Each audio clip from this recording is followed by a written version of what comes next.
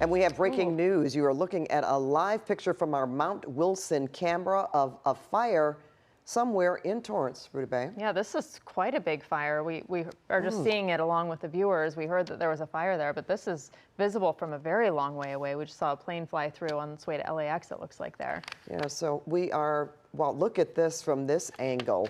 We are efforting, of course, our Desmond Shaw is on his way. This looks like a refinery from where we are. I don't want to say for sure, but it does look like that. Yeah, you can see the smoke coming out of one of the stacks there. Oh, is Desmond? Okay. Yep. Yeah, hey, Pat and Ruta Bay, I am here. We're looking at this from the Sepulveda Pass, and we had heard, my pilot Chris had heard on one of the common frequencies with the law enforcement talking about reports of a big explosion at the Torrance refinery. And so that is what we look to be looking at right now.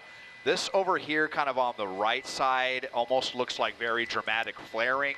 What's frightening me is what we're seeing over here on the east side that I'm now highlighting. That definitely does not look normal at all. We have no idea about any injuries or what happened on this.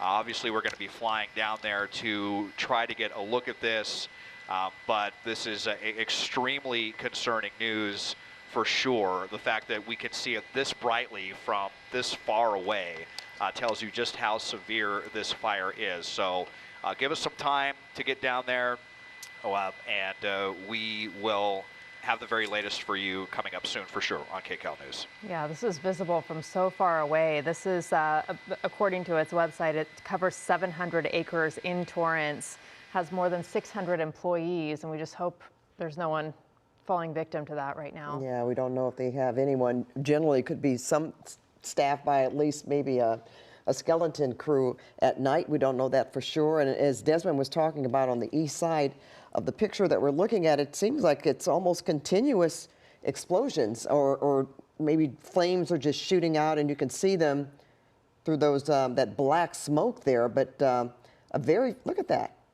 a very frightening sight indeed. And of course, this is a refinery plant, but there are residences, there are homes very close by. So I'm sure there's going to be a lot of activity. We haven't heard as of yet about any evacuations or street closures, or exactly heard from anybody at the plant or who has information about that, but that's what we are trying to get to you as soon as possible. But again, this is from our Mount Wilson camera, and actually Desmond was shooting from the Sepulveda Pass. That's quite a distance from Torrance. A long way away, considering how brightly these flames are burning and how it's lighting up the night sky there, and just all of that smoke. I'm sure the people in the surrounding areas are wondering what is happening as well. If you imagine living within a mile of this and seeing this right now and smelling this, as we work to get more information from crews. This is where they blend gasoline, different grades of gasoline at this plant. They have diesel fuel, jet fuel, liquefied petroleum gases. You imagine how flammable all of that is, and what a disaster that could be if it goes up in flames like that. And what else could be inside? We have had fires, refinery fires over the years. Certainly not, I don't recall any in the last couple of years. Any that comes to mind, but certainly looking at something like this is very, very detrimental. We can't tell from this angle if they even have firefighters on scene. Yeah, it's so far away. Yes, I'm sure they are. Yeah, this is, according to their website, they produce 20% of the gasoline demand in Southern California, 10% of the gasoline statewide. So you imagine the scale of this and how much gas and oil is there and how much it's producing. There's another plane there just kind of flying through that ash and smoke. Well, very close to LAX. Desmond is still overhead for us. Desmond, can you fill us in on any more details about what we're looking at here? Well, we just heard here this may be the Chevron refinery, and I'm trying to clarify if that's the one in Torrance or the one in El Segundo. It may be the one in El Segundo, because you can see those these lights right here. This is LAX. That's, I believe, the Tom Bradley terminal right there. And so this might be the one that's directly south of LAX. And Ooh. I do remember covering a fire at that refinery before some years ago. Fortunately, that one ended up not being a huge deal as far as injuries or having a big impact on gas prices. I can't say for sure because we're looking from so far away, but I mean, it does look like it's south of LAX, so I think it may be the one in El Segundo, but yeah, we're going to go investigate this sooner. We actually do need to go get some fuel here, though, pretty soon, so we should go do that, and then we will be able to get a closer eye on this and clarify everything, and hopefully Okay. we'll have some more information by then as far as injuries as well. What I've been seeing online so far, Desmond, is that this does appear to be the Chevron refinery in El Segundo, and it says flaring due to an isolated incident. However, that is not our confirmation, but this is reporting that is online as we speak. So as you mentioned, as close as it looks to LAX, this is, I would, say this is probably a correct assumption that it is at the Chevron refinery in El Segundo. Yeah, and you see it burning in multiple places. You see flames in multiple areas, both sides of that refinery there. So it just must have been spreading so quickly. And you can see it's even looking larger now on the left-hand side. Looks like the flames are growing.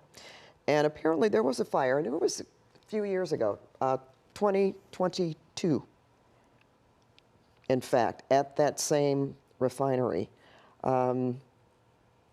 And again, successfully put out at that year.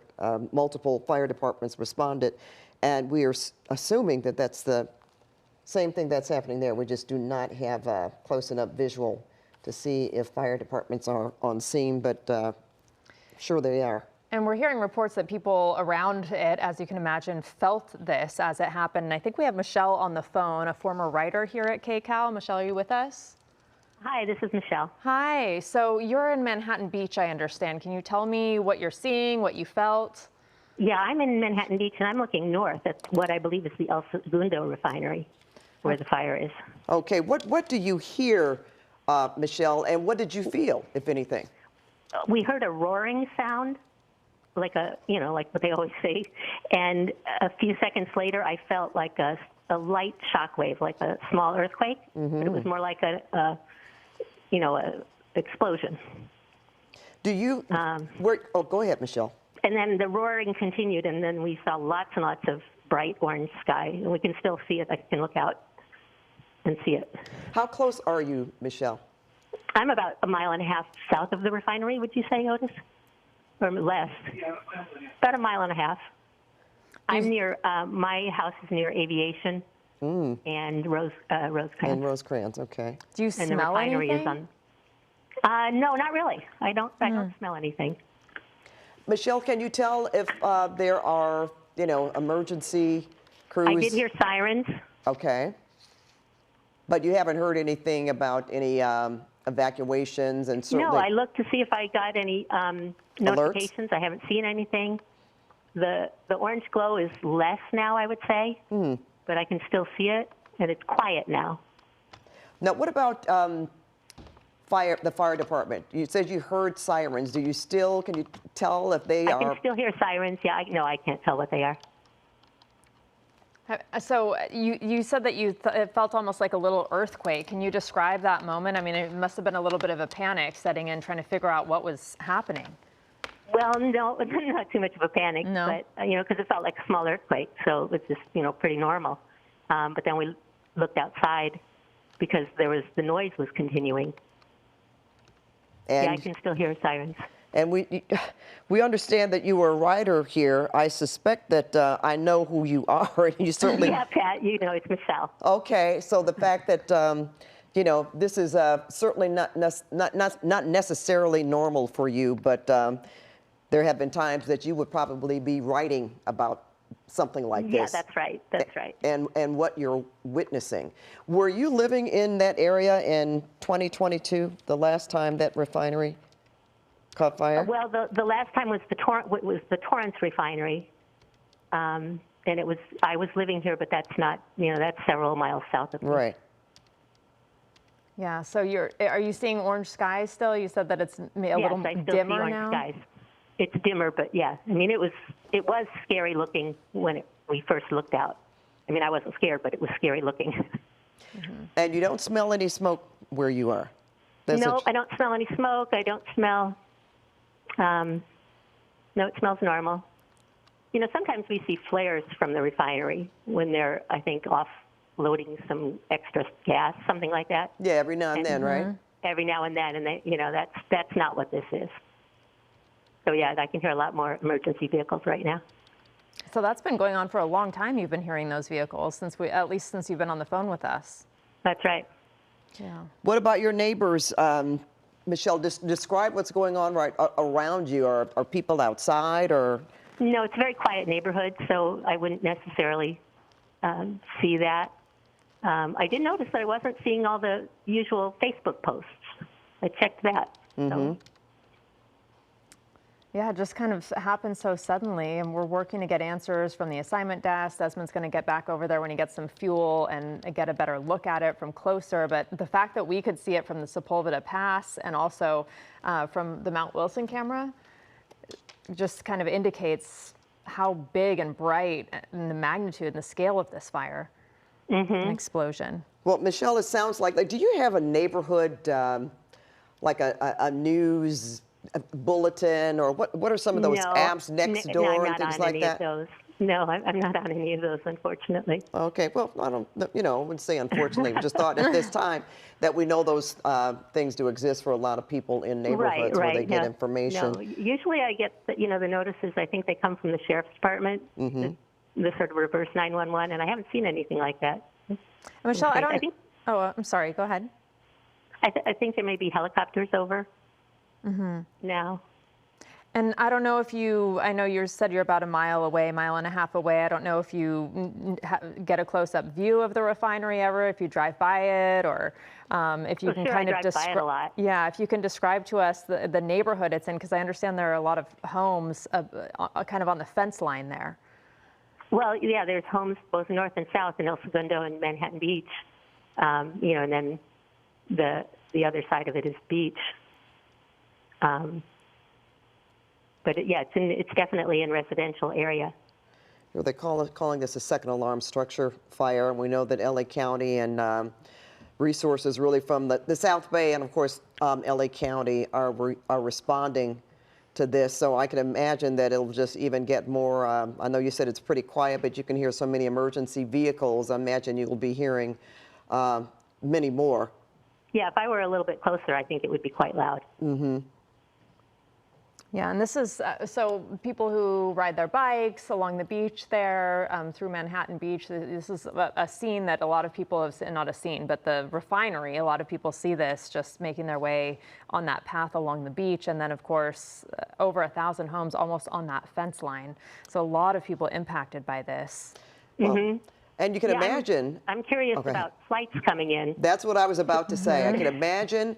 We did see a couple of. At the airport we saw a couple of airlines flying through there, Michelle. But I can imagine what they are feeling right now, because that's very, very close. Especially when you said you're near aviation and Rosecrans. That's near the airport. There are hotels in that area, very close by. Businesses, eateries, gas stations, of course. So that's not it's an industrial area, right? But also very close to residences, and again, very close to LAX for sure. And I'm sure, in fact, that the refinery has its own fire department. And we've been trying to ascertain as well, Michelle, as we were looking at this picture, certainly more than one explosion. It almost seemed like multiple explosions when we first got over this fire. So yeah, I only felt really the one, but the roaring sound continued for a while, so it's hard to say. And it looks like, from our view, it looks like a plane is, it looks like landing, just going by there. We did definitely saw a few planes taking off right when this happened. So we know, at least initially, even while the flames were so big, there were planes taking off, apparently from LAX. I don't know if I've seen any landing, but this could very well disrupt flights. Yeah, I haven't heard that yet. We do know, or understand that the Chevron Fire Department is assessing if they need the help from LAFD. Seems like they would, considering how big this is, or how big it looks to us anyway, Michelle. We're just trying to, you know, put bits and pieces of information, because right now we do not know how the fire started.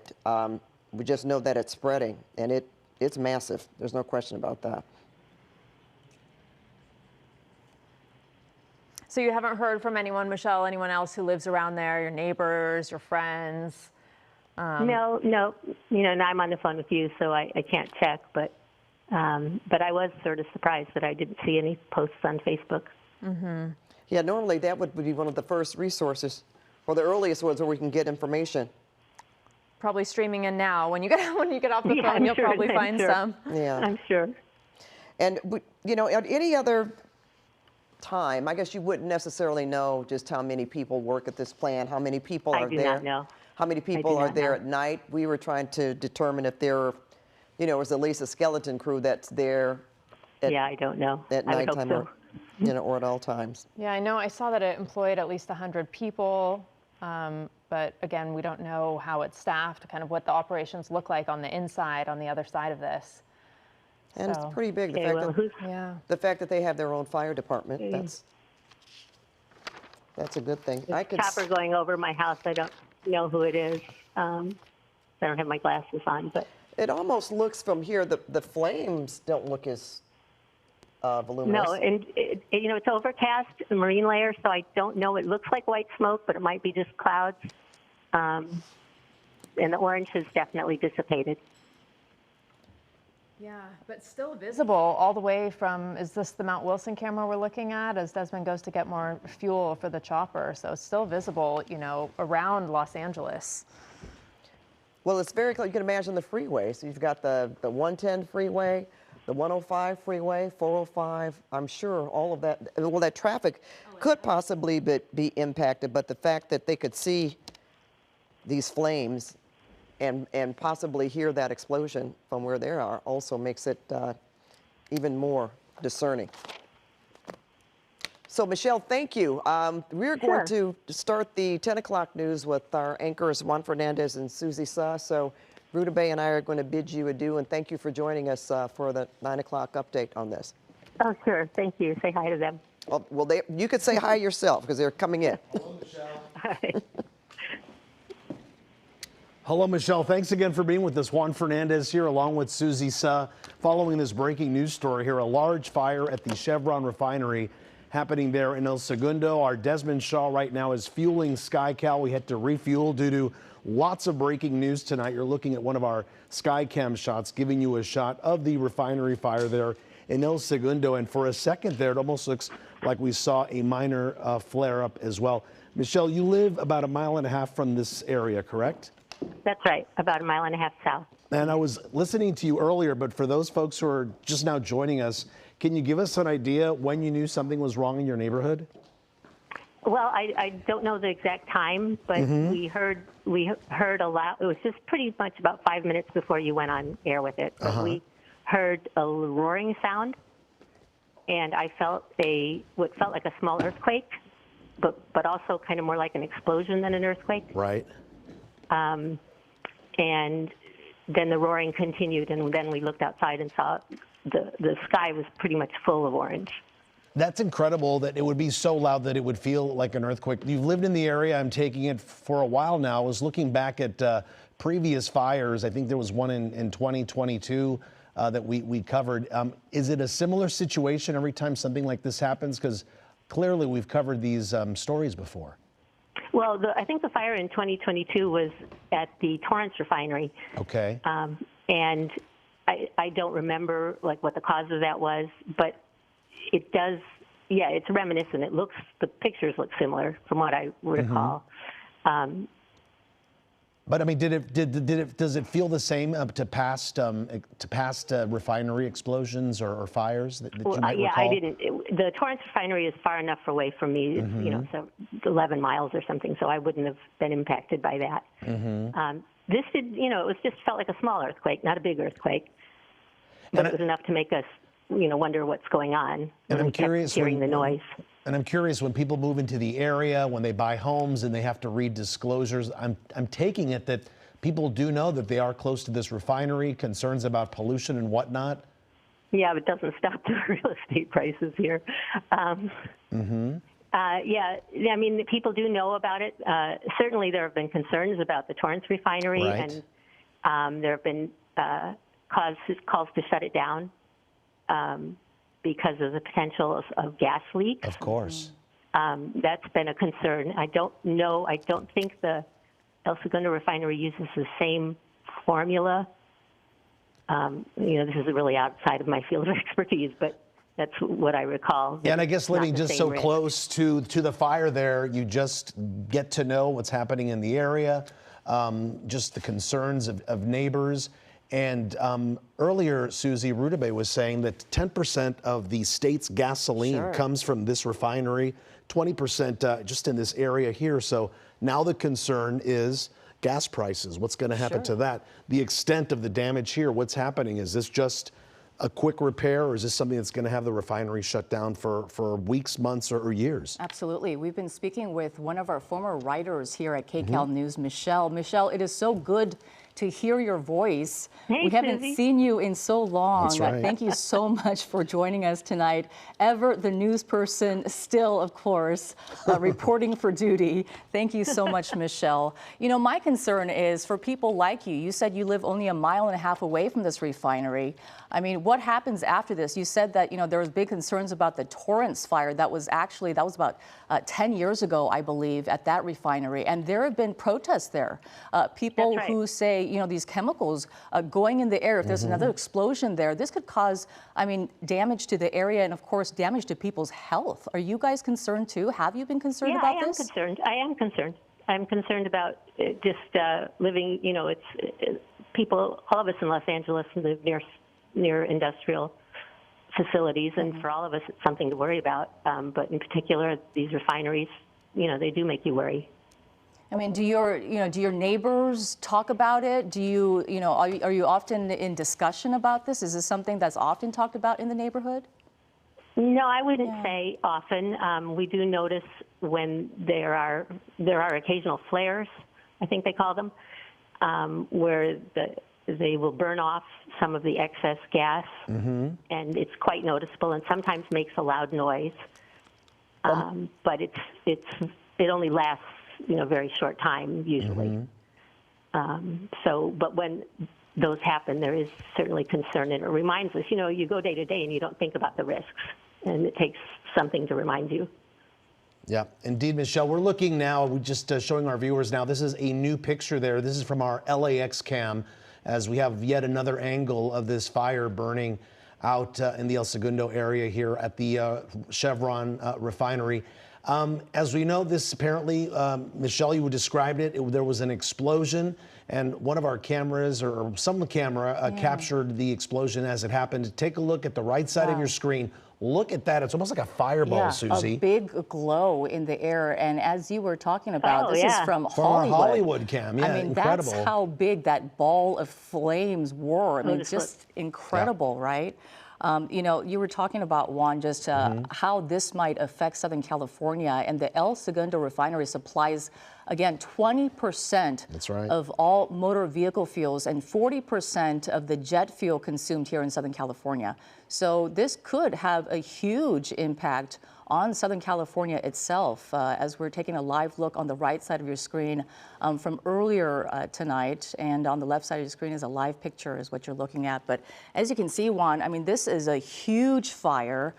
We haven't really seen the flames go down by much.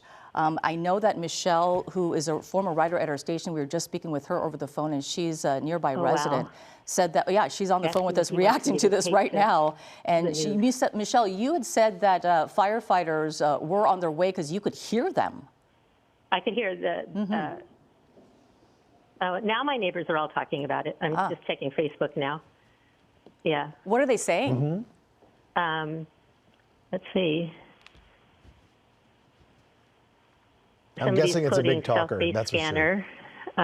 Hold on one second. I just lost it, but let's see. It looks, Go while you ahead look while at that, I check it out Michelle, and you.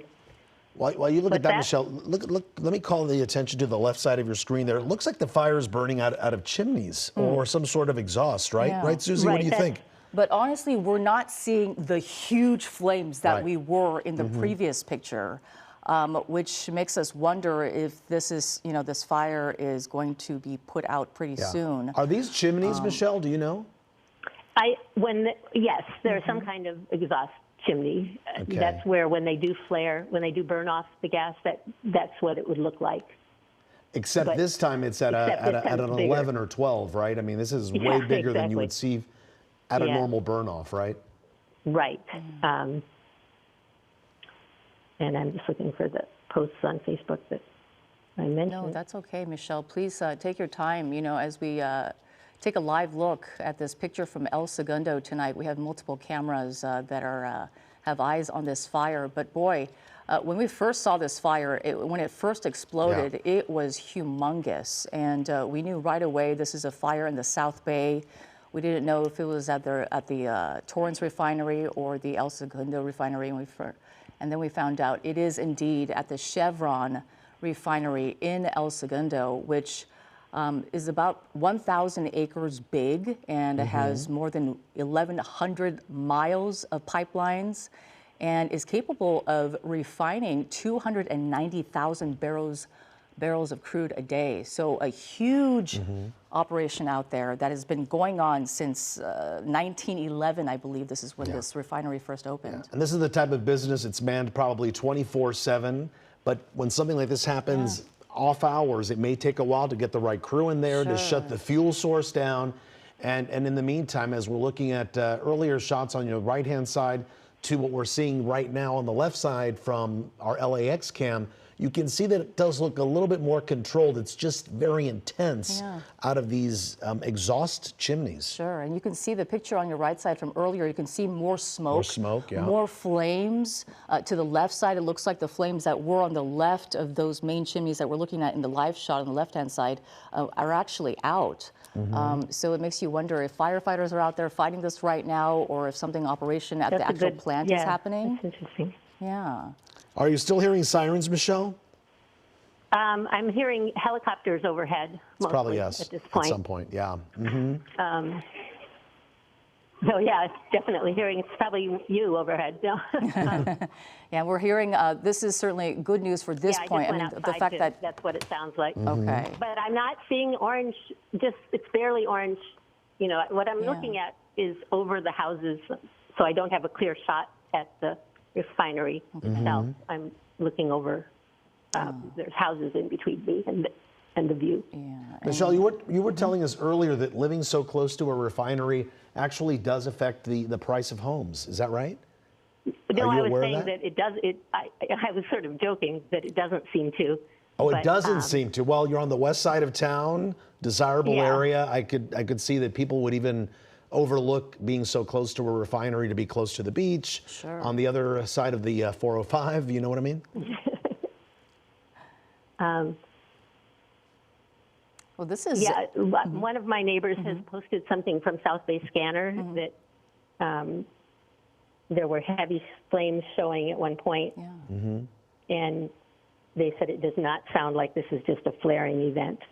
So not a flaring event, but it looks, Susie, that it looks a little bit more in control on the left side of your screen there. At least still intense, but it doesn't seem like it's growing or spreading. It's true. It certainly does. Yeah. And you know what? We're talking about, how many people were working here, Juan. You're thinking maybe the staff is a little lower since it is at nighttime, hours, yeah. off hours perhaps, and hopefully no one was injured in this explosion. But as we showed you earlier, this was quite the explosion when it did happen.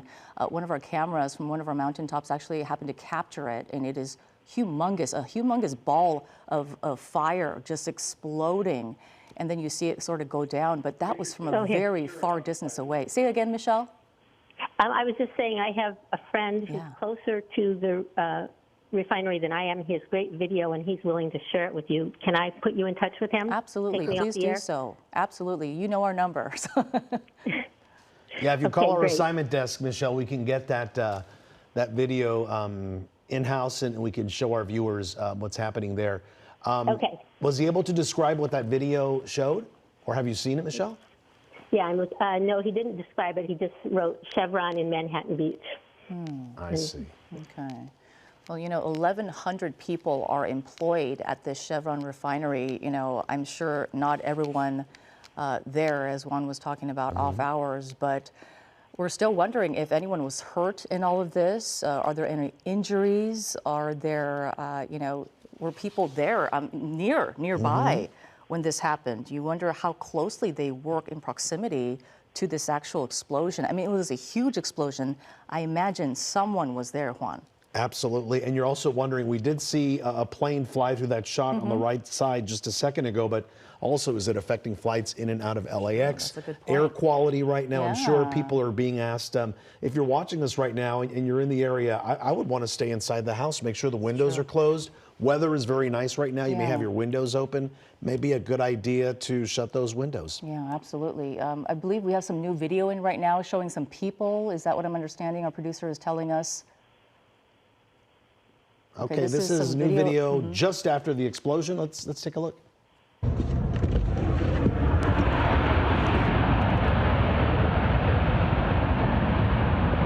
It sounds like an engine, a plane engine, doesn't it? Looks like someone. Incredible. Looks like someone passing by maybe shot this. Someone, a bystander walking by. As we mentioned, there are a lot of homes around this area. As Michelle was talking about on the phone, I mean, she is just one of many residents concerned tonight about this and what's being, blown up into the air with all this smoke and the flames. Even if the fire is out, of course, chemicals can linger in the air. So. Yeah. We have many questions tonight, many of them unanswered, many. obviously. We need some more information, obviously, from the fire department and what's happening out there. But we do know this much. This fire started during the 9 o'clock hour, a huge explosion at the Chevron refinery in El Segundo. You can see on the right side of your screen what that fire looked like earlier. This is shortly after the explosion. And we'll show you the explosion video here in just a minute. I wonder if we can cue that up real quick for you just to show our viewers. And then on the left-hand side of your screen is what you're looking at right now. The fire, you can see visibly smaller.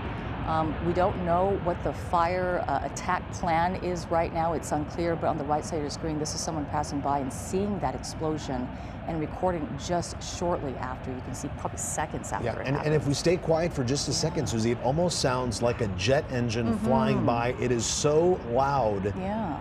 Listen to that. Michelle was describing it, as a small earthquake, even feeling a big roar. Jolt. As you said, Juan, if a jet is passing over your house, a huge roar sound.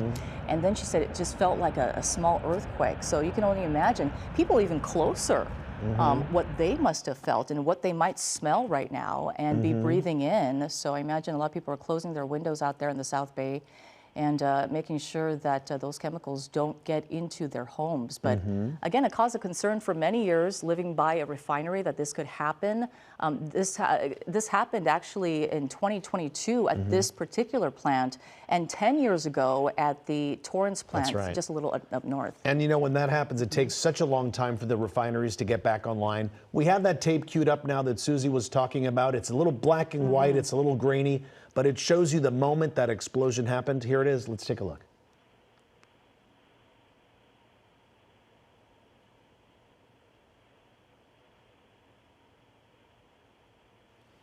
Okay, well, we'll show you that video when it actually we have to cue explodes. it But up. it looks like you can tell a little bit by the wind it's kind of bouncing up, and then the flames start, bubbling up a little bit, and then boom, it explodes in that All right. picture. Well, here's the good news now, Susie. We're only seeing one stack, Yeah. one chimney stack blowing out that fire there, but still, there was a large explosion. Yeah. We clearly saw that. Who knows what kind of damage that caused the refinery, and things are possibly just maybe they're shutting off fuel sources, they're shutting down the supply of fuel to those chimneys, and that's making things a lot better. If you compare the left side of your screen to the right, you can see how things have gotten better over the last maybe Absolutely. 35, 40 minutes, because you were saying this started in our 9 o'clock hour here on KCAL News, and we've been on it. Okay, here we go. Okay, yeah, this is live now. Okay, on the left, so is it out, Booth? You know, it's a further shot. We're looking from further from out far away. from Hollywood okay. now. Yeah, an hour ago on the right side of the screen, the same camera, and you can see the visible differences you were talking about, Juan, just how, you know, less flames that we're looking at, obviously. Okay, yeah. All right, this is back to our LAX cam, of course, a lot closer to the Chevron refinery there in El Segundo as we continue to watch the fire burn out. And, you know, people who live in the area, Michelle talked about it, they're used to these flare-ups where they burn off excess fuel at times, so they're familiar with that. That's a common sight. That's a common sight. I've seen common sights like that when you drive up the 101 near Santa Barbara. There are landfills where they have little chimneys where they're constantly just, you can see little flames burning, and that's the gas that's coming out. So they're familiar with that, but they knew something was different, very different and very wrong when this happened today in the 9 o'clock hour, when the refinery just set off a very loud explosion. We showed it to our viewers moments ago. It sounded like a jet engine roaring, and there it is on the right side of your screen. This is from our Hollywood cam from earlier. It's a little grainy, it's a little black and white, but you can see that large fireball explode. I mean, we're talking about Hollywood. That is a long distance from the ways South away. Bay to El Segundo. We all know that, living here in Southern California, what kind of drive that is. So you can only imagine how big that fire must have been, looking like that in our Hollywood camera shot. All right, in just a moment, we should be reconnecting with our Desmond Shaw, who had to refuel SkyCal. We also have a reporter headed in that direction to bring us live reports from the scene. You know, there's a large perimeter around these refineries, so it's going to probably be not very easy to get close to it, but close enough to talk to people who were in the vicinity, who maybe are riding their bikes, out on a walk, walking their dog, who saw and experienced the explosion you're looking at on the right side of your screen there firsthand. Yeah, we're residents in the area who obviously heard this and felt this, as we've been hearing from one of our former writers here at KCAL. Her name is Michelle, and she's actually been talking to us about how she felt a baby earthquake, if you will, and roaring when this first happened. And her and her neighbors now getting on Facebook to talk about this. And again, just many concerns in the South Bay in general because there are multiple refineries there. And this one, I do believe, is one of the biggest ones on the West Coast. And you can see just how big that fire was there earlier. And the folks on the desk, Susie, did give us an update on whether or not flights were affected because of the explosion, the fire, and the smoke. Apparently, no flights were diverted or canceled out of LAX, so we were able to get that question answered tonight. And this is video of our Desmond Shaw in SkyCal passing this fire as he is going to gas up at LAX there. And you can see the flames, you can see the smoke there, and you can see it's right above those neighborhoods that are right near this refinery. So definitely a concern for those neighborhoods, even if this fire is out and they can't, you know, carry flames or anything like that to those homes. The fact that this is still burning and also all that smoke, the chemicals in the air, as we watched another plane pass by there in El Segundo, above, again, right next to LAX, as you can tell. So close. But luckily, no flights diverted or canceled. Well, as we've been mentioning, this is our Desmond Shaw live in SkyCal, getting closer to the refinery there. Desmond, if you can hear us and can talk to us, I'm curious. We had a lot of breaking news tonight. We had that pursuit. We knew you were up. Any chance you saw this from SkyCal? Yeah, so we didn't see it when it first happened, but we heard the early emergency air traffic up here from LAPD. They were privy to it pretty quickly, and we heard them kind of communicating, talking that they were headed down to the South Bay and that they had heard about an explosion, and then there was kind of a silence, and then I think my pilot Chris heard them getting ready to talk to LAX Tower about that, and so we were over at the end of the pursuit there in Van Nuys, and we were kind of in need of fuel, and just wanted to kind of pop up from the Sepulveda Pass and see what we could see. And there was a little bit of early confusion as to, you know, which refinery this was, because we were looking from so far away. But now we know that indeed it is the El Segundo refinery directly south of LAX. But like you mentioned, Juan, a big improvement from the, you know, fireball that we saw earlier, those very early shots. that we had were extremely concerning. Now, of course, as we're coming around, and we have to go down the 110 to do this, by the way, if we were to transition over LAX's airspace, if they would even allow us, it would kind of put us very, very close to these flames. So it's better for us to go around. So that's why the shot is still kind of far away right now. But this over here was what was so concerning about a half hour ago that looked to be really, really out of control. This one here has been, it looks like it's a little bit more subdued than it was.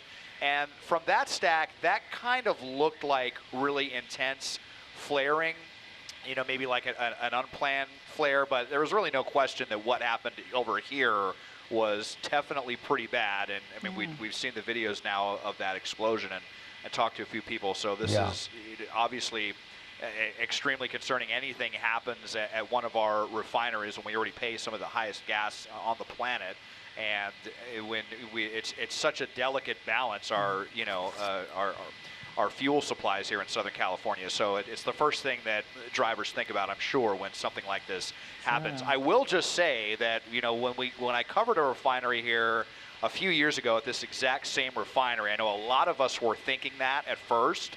And people I saw on social media, they were panicking, telling everybody to go out and go fill up their gas tanks.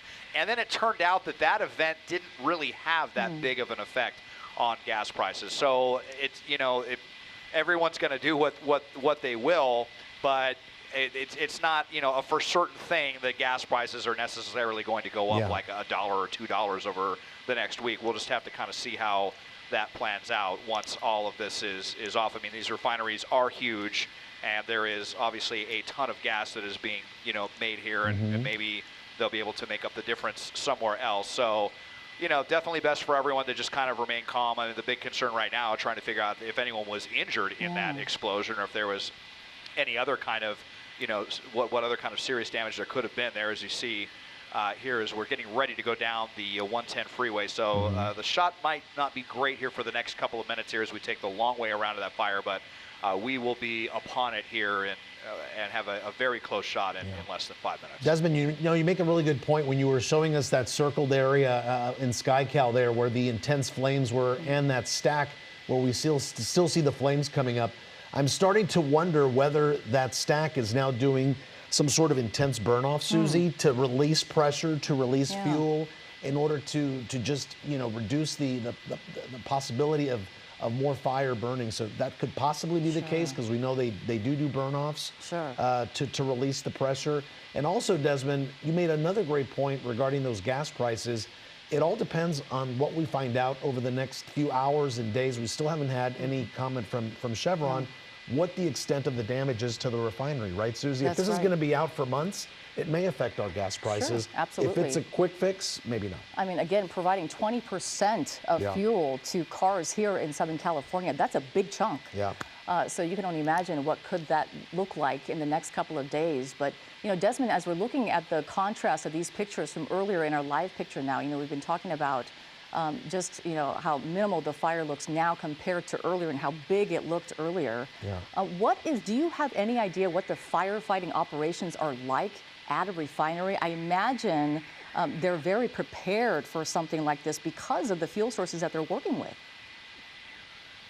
Yeah, absolutely. I mean, I'm pretty sure some of these refineries actually, you know, even have their own fire departments, and for sure they're prepared for, you know, situations like this. And I'm sure there's going to be a huge response from different corners of LA City and LA County to come and fight this. And we're going to be, you know, upon this pretty quickly. And I'm sure we're going to see quite a few hook and ladders and various apparatuses that are there trying to get this under control and see the extent of the damage here. And you might be right, Juan, how this one, you know, could perhaps be in one way kind of picking up the slack for what was happening over in this area. But we know that, you know, these are very delicate operations, and I mean, you're talking about incredibly combustible things, and it's the whole process is kind of miraculous as it is. I mean, I did a segment on the Torrance refinery not too long ago, and again, this is the El Segundo refinery that we're looking at currently, and you know, the numbers are staggering about how large these facilities are. and just the process that it goes through to refine the fuels and all the different types of fuels that go, that are refined in these operations. So a very delicate balance, and it definitely seems like that something came way out of balance tonight. Yeah. And I just really hope that we don't hear about any, serious injuries regarding this debacle. Yeah. And Susie, That's weren't the you saying biggest this concern. refinery opened up in the 1920s? In 1911, in fact. 1911. So think Yeah. about that too. At a time when Los Angeles wasn't as big as it is Sure, today, of course. where they put these refineries in places that they thought would be out of the way, now isn't out of the way. It's in the middle of the city, Sure. close to neighborhoods, close to our beaches. Many years ago, there were oil rigs along our beaches in Santa Monica, which you think it's crazy. You see some of these old black and white photos that, yep, they were pumping for oil Sure. along our beaches, and now, of course, that's not the case. Environmental issues become of it, so that's not what's happening now. But these refineries, obviously, I guess, too expensive to relocate, to move, and there they are, refining gas, and we've seen this time and time again, where at times they do have explosions or emergencies. That's right. There was a pump failure at the Chevron El Segundo refinery, and that was in 2017. And we've been talking about how there was a fire there in 2022, 3 Right. years ago. And there was a major explosion there, but that was in 1948. So there's been a huge amount of time where Gap. this has not happened, obviously, for decades. And this has happened. So something the residents in this area may have never experienced, actually. I'm sure they've experienced some of the fires there, some of the different incidents, close calls that we've reported here on KCAL News as well. And as you and I have been in the field reporting that as well, we've had multiple incidents at refineries over the years. In Torrance, there was an explosion 10 years ago, but we're talking since 1948, there hasn't been an explosion here. Right now, we have Supervisor Holly Mitchell with LA County on the phone with us right now. Supervisor, thank you so much for joining us at this hour. Thank you very much for reporting on the story. Supervisor, tell us what you know. What have you heard? Well, my team in my office has been in contact with the mayor of El Segundo, Chris Pimentel. Okay. And so we're keeping close track. We understand that people are being advised not to go to the area, for El Segundo residents to stay indoors. The fire has been centralized to one area, so they don't think that there's any need to evacuate. No cause for alarm for the immediate area. But we, of course, know that air quality will very likely be compromised tomorrow. So we're going to continue to monitor the situation and communicate with the residents if there's any change. Any injuries that you can talk about right now at the refinery site? None that I've been made aware of. And Supervisor, do you know if it was an explosion? If it was, I mean, we did see an explosion, right, that happened. We're looking at it on TV right now. And it's good news that it's been centralized to an area. Any cause? Are they talking about what may have caused this? That has not come to my attention yet. The local fire department is the lead. And I think at this point, we're just very happy that it's been contained and there's no cause for alarm for the greater El Segundo or the surrounding areas. I'm sure as more information becomes available, we'll all be informed. But most importantly, I believe it's been contained in one area as the firefighters continue to extinguish all the flames. Yeah, and this is a live picture from SkyCal now as Desmond has arrived here at the scene. You can see the huge ball of flame still from that chimney, if you will, still coming out of there pretty well. And, Supervisor, we're talking about multiple fire agencies on scene right now. You said El Segundo is taking the lead. Is LA County on scene as well? It's my understanding that LA County was en route moments ago when I was getting briefed, so they are probably on site at this point. That entire refinery is a really huge. It's hundreds of acres, and so I'm relieved to see that the fire at this point has been contained to a relatively small section. We certainly hope it won't spread, and very glad that fire personnel who have the expertise are on scene to manage it. Again, we know that tomorrow there may be air quality issues. You know, I serve on the South Coast Air Quality Management District, so we'll certainly be paying attention to make sure that residents in the El Segundo City and neighboring areas have all the information they need to stay safe. Supervisor. And at this point tonight, people are being advised to stay indoors. Yeah, Supervisor Mitchell, you're giving our viewers a lot of peace of mind, just giving us official information, right? That we know that this fire has been centralized into one area there, that evacuations are not needed, but it's so important to stay away from the area for now. And on a nice night like tonight, make sure your windows are closed and don't go outside, because air quality could be a major problem over the next few days. And you being part of the AQMD panel there, I'm sure this is something that comes up often, right? The refineries in the area and the air quality, is that right? It absolutely does. You know, unfortunately, our region in South Coast Air Quality Management District has some of the poorest air quality in the country, and it's something that we struggle with. Certainly incidents like this don't help matters. I also think it's very important that your viewers continue to pay attention. As we know, the conditions around a fire can really change at a moment's notice. We've certainly experienced that in LA County the first part of this year. So we thank you for, keeping us informed by broadcasting it on the news. And again, I would ask people to continue to pay attention in case the circumstance changes. But at this point, no evacuation orders have been issued. Supervisor Mitchell, you mentioned that you spoke with the mayor of El Segundo, Chris Pimentel, not too long ago. What did he have to say about this?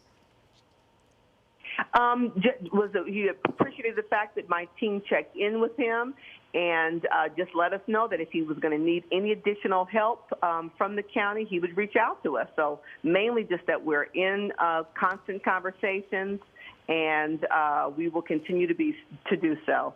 It's my understanding that the Air Quality Management District monitors have not signaled any, poor air quality yet. But as you say, we can see huge plumes of smoke in the air. So those air monitors will continue to monitor air quality, and we'll know more in the coming hours. That's incredible, and great to know that there's round-the-clock monitoring, especially this area, not far from LAX either, which could also pose a problem as well. Supervisor Mitchell, do you know whether or not, or have you heard from Mayor Pimentel, whether or not there were any injuries here on the refinery site, or have you heard from Chevron? I am not aware of any injuries. I'm not aware. Okay. All right, that was Supervisor Holly Mitchell with LA County joining us this evening live on the phone, telling us that the fire has been contained now to one section with multiple agencies involving including the El Segundo Fire Department, the LA County Fire Department responding to this. But you can see the large response that is on site right now as Desmond pulls out this shot right now. But again, the fire contained to this one section that we're looking at right now. On the right side of the screen is what you saw earlier. Someone passing by just shortly after the explosion. You can see the huge ball of flames there that we were looking at earlier, a huge difference from what we're looking at on the left side of your screen now. Again, the air quality not bad right now according to monitors, but Supervisor Mitchell with LA County telling us that that could change by tomorrow, so her office and the AQMD also monitoring that for nearby residents as well. But for tonight, asking nearby residents to stay indoors, close windows, because you don't know how bad that air is, really. Indeed. All right, if we can go back to our Desmond Shaw, who's now repositioned SkyCal a lot closer to the fire there. Desmond, what can you see from your vantage point? Well, I can see here, Juan and Susie, it looks like a LA County fire or city fire. I'm not entirely sure. We're obviously keeping our distance a bit as well. And you can see they are also here. They've got the hook and ladder up in the air, and you can see how far away they are fighting the fire from here. Probably the, closest that they feel getting safe to this blaze. There was another little area down right kind of below that hook and ladder you can see right here that was on fire as well. Oh, yeah. Not sure how that plays into all of this, but you can see how they kind of have it just spreading out like a mist. And it's not only hitting the fire, but when you're fighting a refinery fire, one of the main strategies is to cool off all of the surrounding equipment. So they have several of the high pressure hose lines that are out here trying to just kind of just bathe everything and just try to dissipate some of that heat, keep anything from getting too hot and perhaps reigniting or starting another fire. Yeah. But this looks to be the area of most concern right here. This, as I widen out over to what looks like it'll now actually be the western side of the refinery. While it looks, kind of ominous, we've seen these kind of operations before. When they've been reported at different refineries, sometimes the authorities get a lot of calls when they see these kinds of flaring operations of people thinking that they're big fires, and it kind of turns out that this may have been like an unplanned flare-off, but that it's kind of necessary to prevent something a lot worse from happening, I guess you could say. So I think that's why we're seeing that, and they're not going to attempt to put that stack one, out right there. I think that's probably doing what it should be doing right now to, like you said, hopefully kind of alleviate the overall refinery. These are very complicated systems, and it's not like you can just shut off a spigot and everything just stops like that. It's definitely not that sort of operation. So I'm sure this is going to be an all-night operation right here, but these big hose lines that are out here, and there are probably some remote suppression systems in these facilities as well. But yeah, obviously a super complicated effort, but nothing that LA County Fire is not trained to deal with. Desmond, you made a really good point when you were showing us that intense fire right there and how firefighters are fighting it, how they're misting the area, cooling the area around that fire. I guess this is like probably battling a grease fire in your kitchen where you just can't throw water on it because it's only going to make it worse. So what they are possibly doing is cooling the area around there while they get control of the fire right there. Sure, and taking that heat off of the equipment there that has burned. And you can only imagine how hot it must be out there as firefighters fight this fire. But certainly less flames than before. That is certainly good news to see from our vantage point. But unclear what the air quality is like out there. And if anyone was injured in all of this at the refinery, there was a huge explosion. I want to show that picture to our viewers one more time from our Hollywood camera. It was a huge explosion that you can see again. It's sort of in black and white, but you can see it we'll show you this picture instead. This is someone actually passing by with their cell phone. And you can just see how big that fire was. Too. Exactly. The sound is amazing. Just incredible. And we've covered fires, Juan, and you could literally hear fires roar. And when this explosion happened, one of our former writers who lives about 1.5 miles away from the refinery had mentioned that she heard a roar and then felt a small earthquake, like a small earthquake. That's what she felt. And so you can only imagine 1.5 miles away and still feeling that, just how big that must have been. I mean, just the explosion itself. This is where the explosion is, right there on the right side of your screen. Just how big that was, again, from our Hollywood cameras. And I want to draw your attention to another shot that we have. We have our Mount Wilson camera that had a picture for us earlier too. We happened to spot it on there, and we could see it huge from even our Mount Wilson camera. There it is. It's so far away. If you know Southern California, Mount Wilson is just above the communities of Pasadena and Altadena, San Gabriel the Valley. San Gabriel Mountains. And boy, I mean, that is such a trek from there to there, and that's how big it looked too. And even our Desmond Shaw saying when he was coming up and over the Sepulveda Pass, he could definitely see the glow of this fire there. Refinery fire there at the Chevron refinery in El Segundo broke out about an hour or so ago. Very intense, as we see there on the right side of your screen. This was earlier.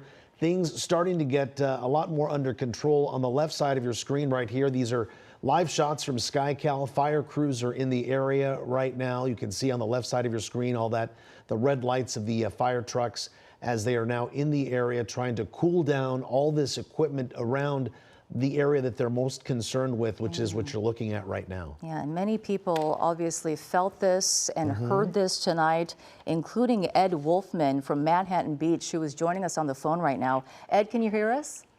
Yes, I sure can. Ed, thank you so much for joining us this evening. Really appreciate your time. My pleasure. Tell us about what you heard, what you felt. Well, we were sitting around having dinner with about 4 or 5 friends. Today was Yom Kippur, and we were breaking our fast together. And we heard a big boom, and our initial reaction, at least mine was, that's an earthquake. But it was strange because the ground didn't move, but it was loud enough and it felt strong enough that we thought, oh, this is an earthquake. We all kind of held our breath thinking that there were going to be aftershocks or something, and then didn't think about it. And then one of our friend's son called. He was home. They're also in Manhattan Beach, a little closer to the beach, and he said, he said that their house was on fire, but it turned out that there was just a lot of smoke pouring into the house. Oh, boy. And so she told him to close the windows and turn the air conditioning on. As of right now, well, Ed, let me have you go back for just a second. How close are they to this refinery that they would have smoke coming into their house? Well, they're in what's called the sand section of Manhattan Beach, and if you know the area, I would say they're maybe half a mile away. Half a mile. Okay. Yeah, that'd be my guess. So at any rate, it didn't seem like a big emergency. She said, just, close the windows and turn the air conditioning on. And he sent pictures that showed kind of what you're showing, and that's a big fireball that you could see from his house. It's a multi-story house, so he got up pretty high and took some pictures. As we speak right now, when I go up on the balcony of my house, which is 2 stories, and I'm also about a half mile away, there's a red ball that I can see. I don't have...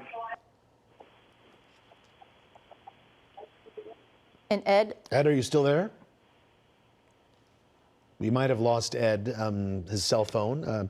As he was talking to us, he's about a half a mile away from the refinery. He still says at this hour he can still see that red glow that you're looking at on the left side of your screen. These are live pictures there from SkyCal. But he, too, describing very similar to what our Michelle Renich, our former writer here at KCAL, was telling us, where he felt a boom. He thought it was an earthquake, but he didn't feel the earth shake. Yeah, so that's an interesting he felt phenomenon, and he heard the boom. We saw the boom and the roar in some video that was shot by a passerby there on his cell phone camera. So everybody's describing a similar experience of what happened there when this fire broke out. There it is again. Listen, just listen.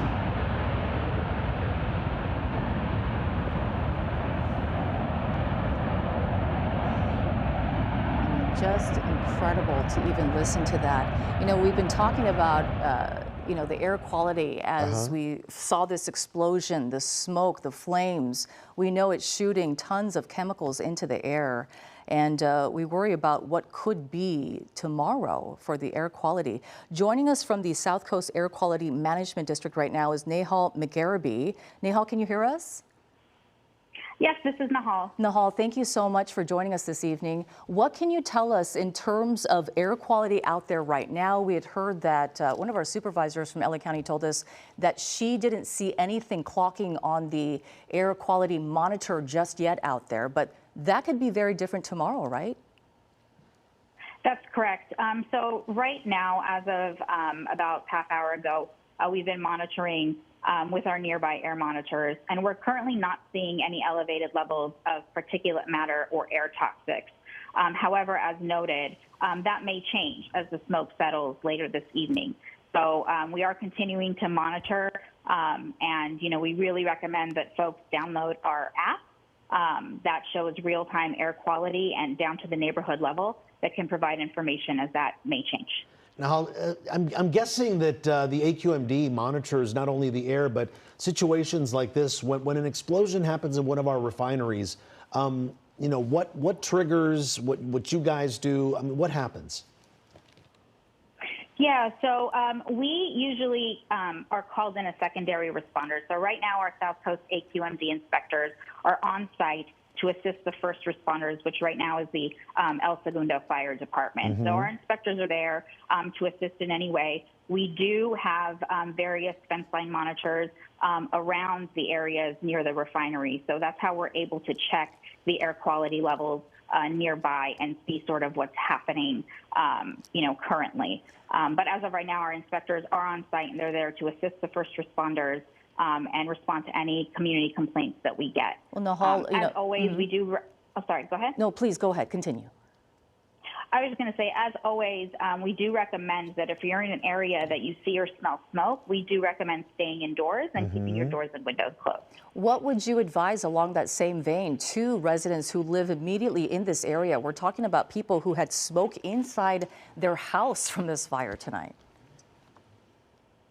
Yeah, I'm not a health expert, but I will say, again, we do recommend that if there is smoke, do close your windows and stay indoors. Download the app. Air quality can change at any time, and we recommend that you stay informed of what the air quality is. And how long, Nahal, should people be concerned? Is it a week, 2 weeks, a month out? Once this fire is under control, when can we expect, with the change even in our weather and the winds kind of clearing the air? I mean, how long should people be concerned about what we're seeing tonight? Yeah, it's difficult to sort of draw those conclusions. As you mentioned, weather really does impact air quality as well. So as I mentioned, the biggest thing for folks is to stay informed. Knowledge is power. So folks can check out the air quality on our app, aqmd.gov, or they can download our app right to their smartphones, and you can pinpoint your address and your location, and you can get very localized real airtime information. So I would definitely recommend folks to download that app and keep an eye out on the air quality as that changes throughout the night. Nahal, do you know what kind of chemicals we're talking about when we're talking about a fire like this and spewing all these chemicals into the air? I don't have that specific information in front of me, but a lot of the times smoke, just smoke in general, is associated with particulate matter. And then at varieties, you can have a various degree of air toxics or VOCs. But again, we will know more as we monitor throughout the night. And your advice, as Supervisor Holly Mitchell's advice was, whether you're in the sensitive category or not, stay indoors for now, right? Run the AC if you have to. And stay away as best you can from this refinery in El Segundo, right? Absolutely. Stay indoors, keep your windows shut, and just wait for more information from the first responders. All right. Nahal McGarraby, thank you so much for joining us from the South Coast Air Quality Management District. We appreciate your time. Let's go upstairs once again to Desmond Shaw, live in SkyCal. Looks like they're making significant progress on this fire, Looks Desmond. good, Des. Yeah. Yeah, Juan and Amy, Juan and Susie, I should say.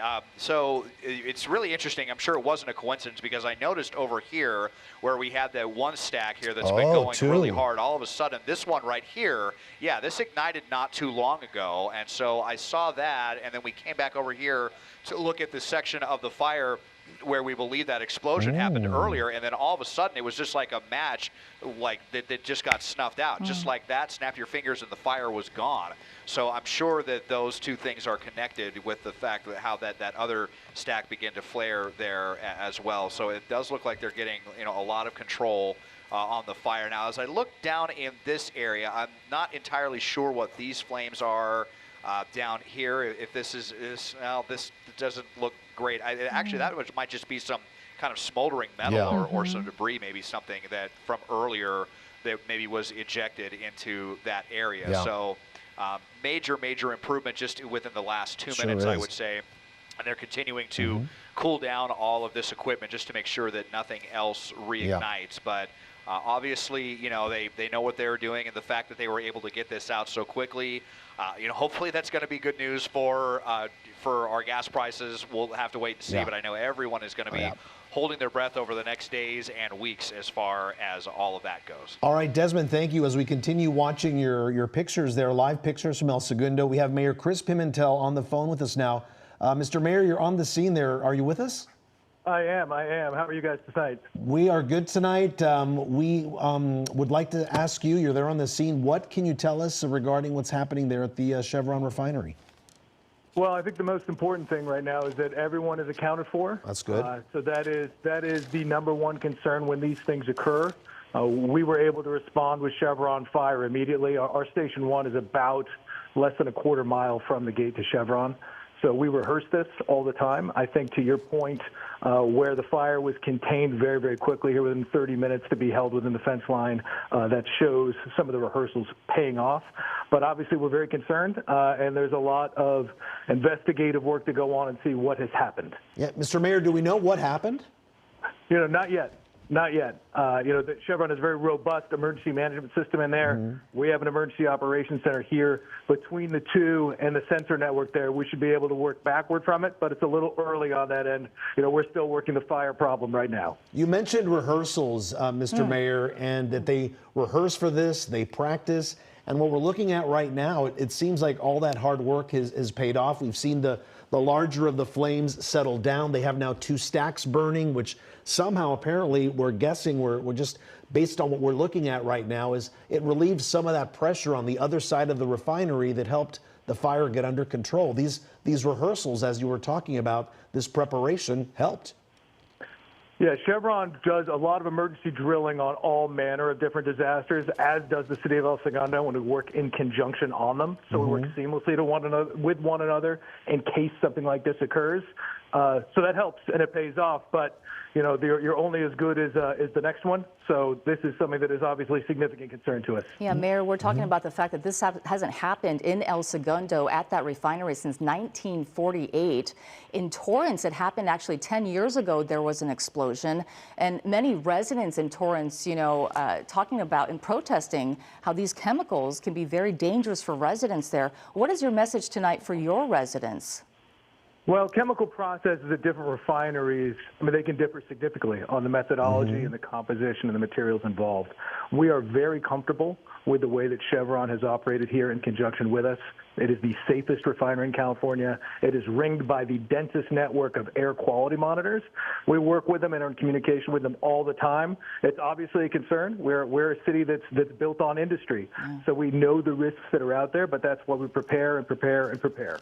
And Mayor, forgive me if I didn't hear this earlier. You're responding to this part, but any injuries that we know of on the refinery site tonight? So that part, it's too. I do not have that information. I know that everyone is accounted for. I do not know the status of any injury at this time. Mr. Mayor, I know a lot of our viewers see this and they go, oh, great, gas prices are going to start soaring. I know you don't know the answer to this, but what can we tell our viewers regarding something like this and what they may have to pay at the pump? That is the impact to individuals and how they feel things is always going to be different. Right. For us right now, we are focused on the human factor of this and making sure that the residents of Manhattan Beach and El Segundo are safe and that all the workers and the contractors aboard the refinery are safe. So we'll cross the economic bridge when we get to it. That part's unavoidable, but the human cost is real and now, and that's what we're focused on. Yeah, but human cost, the residents in that area smelling the smoke tonight, actually coming into their homes in some cases, Mayor, in Manhattan Beach as well. What would you like to say to the residents in that regard? Well, look, this is a thing to naturally prepare for. So when you live by these things, how to rehearse in your own home and what to do to be concerned. We're obviously concerned about it. We'll be looking at all the air monitor data. Those automate anomalies to us ordinarily, but if we see things that look particularly dangerous here or outside of it, we will use our emergency alert system and push that out through both cities. Mayor, what can people expect over the next few hours, the morning drive? What should they be concerned about if they do need to drive by here or in proximity to the refinery? I can't make any promises on that. Right now, the effects are all inside the fence line, and so all the machinery and apparatus is working inside the fence line. I don't anticipate any interruptions, but then again, that's you've got U.S. Marine Chris Pimentel saying no interruptions. Take that with a grain of salt. Very good. Mayor Chris Pimentel, thank you so much. You were there live on the scene bringing us some really good information regarding the refinery fire. It is contained. It is within the fence line. There are air quality monitors in the area right now. And right now the concern is the human factor, and that is what we're working on. Again, thanks for being with us, Mayor. No, I appreciate it. Thanks for the time, and I'll be in touch. Appreciate you. Thank you so much, Mayor. On the left side of the screen, a live picture tonight there on the ground in El Segundo from our Lauren Posen, who is there with her photographer on the ground. She joins us live now to tell us what's the latest from her vantage point. Lauren, what can you see and what can you hear? Sure. Well, Susie, we are with a good group amount of people here, a handful. We're watching this flame right in front of us here. It definitely is smaller than those first images that we were first seeing when this happened about 9:35. I have over here two people that they work over here in the area.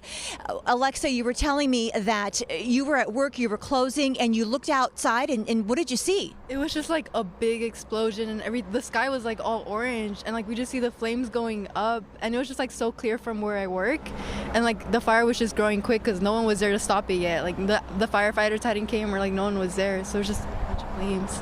Alexa, you know, seeing those flames on the screen, they were huge. I mean, tell me what that looked like in person when you actually saw them, not up close, but close enough to see. Yeah, it's like pretty scary to see how it's like so close to us, because like nothing, like I've never seen anything like this so close, and like especially just seeing it from work, like everything was just on fire. It was crazy. And did you hear anything? I heard reports that people felt like it was a little earthquake. They heard the explosion. What did it sound like to you? What did you experience? I mean, I wasn't close enough to feel the earthquake, but as she was clocking out of work, she told me that, oh my God, there's a fire outside. Like, should we call? Because they hadn't heard no ambulance or nothing going on. So like, should we call someone? So they weren't sure of that, but yeah. And then, Alexa, you were telling me as you guys were coming out here, you actually saw people, there were a couple car accidents too. We don't know if it's related or not, but we could assume possibly they were looking at the flames. Yeah, because even like when I was coming out with my brother, like everyone was just slowing down to see the fire. And then like there was 2 car crashes that we saw, and we were just assuming like, oh, they were probably distracted from seeing the fire, probably because they've never seen something like this before. Yeah. Well, thank you very much. Thank you for sharing your experience with us. So that's what it's like out here. You know, as you heard them say, she was closing off of work and she came outside and she saw these big flames. We'll show you that. That's more interesting to look at. But definitely, as I heard the mayor saying as well, and Juan, you reiterated, it's contained. It's over there, so it definitely is smaller than what we first initially saw. And actually, you know, again, we're quite far away, but it looks like, Ben, you might be able to show them, it looks like they're shooting some water possibly over there. You guys might be able to see that as well. Yeah, they are, So Lauren. it's looking pretty good. Yeah, it's looking pretty good from where we are here, but also keep in mind, this is a huge area. It's like a big campus. So from our vantage point, it's looking pretty good, but I can't tell you what's on the other side. Desmond probably has a better view for you. Lauren, what was it like getting there? We were asking the mayor just concerns about getting around the refinery over the next couple of days. How easy was it to get there? Was there a lot of traffic? Oh, Juan, it was pretty rough for us. But then again, we were coming, you know, it was like a needle in a haystack trying to figure out exactly how to get here because it is so big. I did notice that police had some roads blocked.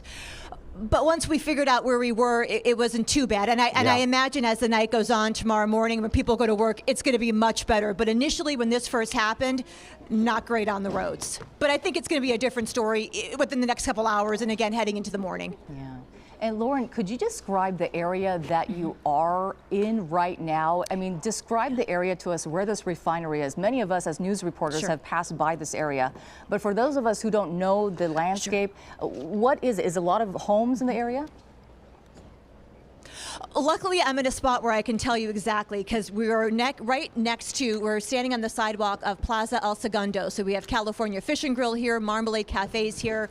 This little shopping center, Whole Foods, is just a stone's throw away from us. Where we are, there's a lot of businesses over here. I didn't see any houses, but of course, if you go further in, you know, there's going to be houses. But that's what it looks like over here. A bunch of shopping centers and businesses as well. And Lauren, it's Rudabeh Shabazi as we begin the next hour here shortly of our newscast. You were just talking to some witnesses. Are there a lot of people out there at the scene gathered around just looking at this huge scene?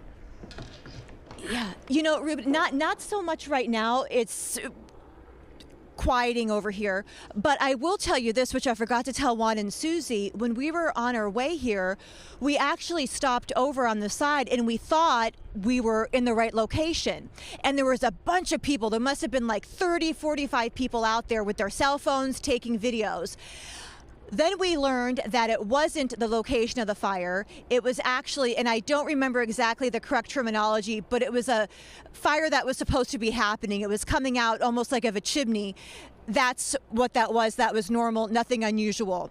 So people were in the wrong location. Now, of course, we're in the right location. What you're seeing right now is where the fire started. You can see water being put on the flames there. White smoke, it looks like white smoke from where we are coming up. That's a very good sign.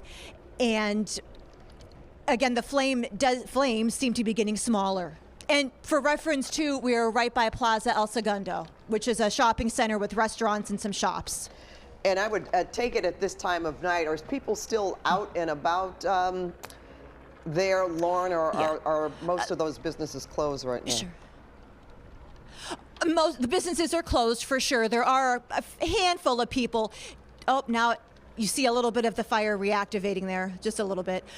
Definitely not as much of a presence, Pat, as when we first got here. It's now the crowd's down to about 4 people and a dog, and then me and Ben, our photographer here. And then, of course, the people in front of us here, but those are videographers. So smaller group where we are. It was a little bit different of a picture a little bit earlier. All right, I just noticed you talked about one of the couple of restaurants that were in that area, so that's why I asked that question, if people were still out and about or if it has closed.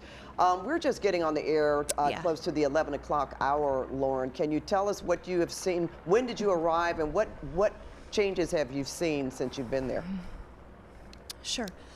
Pat, we just got here about 15 minutes ago, and when we got here, we saw people across the street at the sidewalk here looking at these flames that you're seeing now.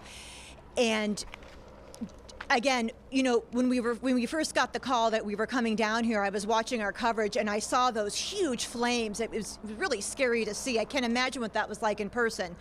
Definitely a different scene here. I will say, as I'm talking, I am seeing that the smoke is now turning black. And again, the fire, at least on my right side, seems to be reactivating a little bit, but that could be because water is being put on it. So that could just be a result of that.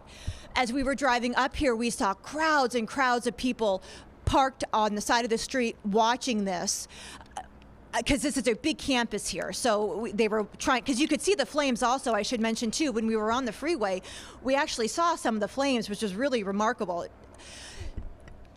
And then we got here and a little bit closer view, and it's really changing by the minute here. Okay, you know, when you get close enough, you know that there are two towers that burn most of the time, but the one on the left, that's where that fire seemed to be, in a small shed area. So thanks so much, Lauren. We'll talk to you again soon.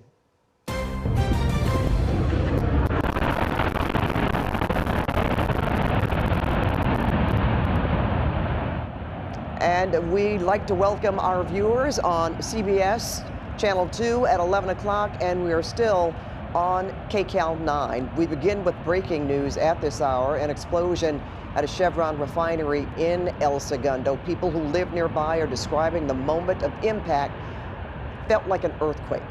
And this is what the fire looked like during the 9 o'clock hour. The flames so large, our Desmond Shaw in SkyCal could see them all the way from the Sepulveda Pass. Okay, let's get right to Desmond. He is live in SkyCal right now. Well, Des, looks like a very different picture. Well, yeah, you know, Pat and Rudy, I mean, I was hoping to come to you with some better news this hour. Oh, my goodness, all of a sudden, this fire has reignited, and it looks very serious again.